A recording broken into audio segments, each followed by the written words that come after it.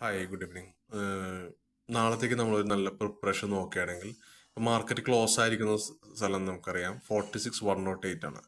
അപ്പോൾ ഇവിടെ നിന്ന് മാർക്കറ്റ് നാളത്തേക്ക് ഒരു ഫ്ലാറ്റ് ഓപ്പണിംഗ് തരികയാണെങ്കിൽ നമ്മൾ ഇവിടെ കണ്ടീഷൻ നോക്കി ഈ ഒരു ബ്ലാക്ക് ഡോട്ടഡ് ലൈൻ ഉണ്ടല്ലോ, ഈ ബ്ലോക്ക് ഡോട്ടഡ് ലൈൻ അതിൻ്റെ മുകളിലേക്ക് മാർക്കറ്റ് മൂവ് ചെയ്യുകയും അവിടെ നിന്ന് ഒരു ട്രേഡ് എടുക്കാനായിരിക്കും നമ്മൾ ട്രൈ ചെയ്യുക. എന്നിട്ട് ഫസ്റ്റ് ടാർജറ്റ് ആയിട്ട് ഈ ഒരു ബ്ലൂ ലൈനും സെക്കൻഡ് ടാർജറ്റ് ആയിട്ട് ഈ ഒരു 46,905 എന്ന ഈ റെഡ് ലൈനായിരിക്കും നമ്മൾ കീപ്പ് ചെയ്യുക.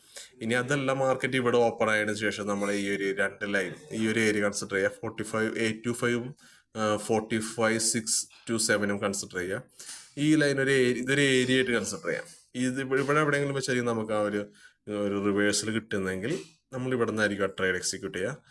ഫസ്റ്റ് മാർക്കറ്റ് ഓപ്പണായി ഇവിടെ ടച്ച് ചെയ്തിട്ടാണ് തിരിച്ച് താഴെ വരുന്നതെങ്കിലും നമുക്ക് അങ്ങനെ ചെയ്യാം. നമ്മുടെ ഫസ്റ്റ് ടാർജറ്റ് ആയിട്ട് തിരിച്ചു പോകുമ്പോൾ ഈ ഒരു ലൈൻ കൺസിഡർ ചെയ്യാം.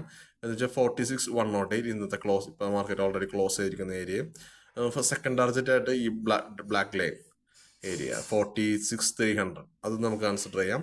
നെക്സ്റ്റ് ടാർജറ്റ് ആയിട്ട് 46,600 കൺസിഡർ ചെയ്യാം. അപ്പം ഇതാണ് നാളത്തേക്കുള്ളൊരു പ്ലാൻ. മാർക്കറ്റ് എങ്ങനെയാണ് ഓപ്പൺ ആവുന്നതനുസരിച്ചിരിക്കും നെക്സ്റ്റ് ഡിസിഷൻസ്.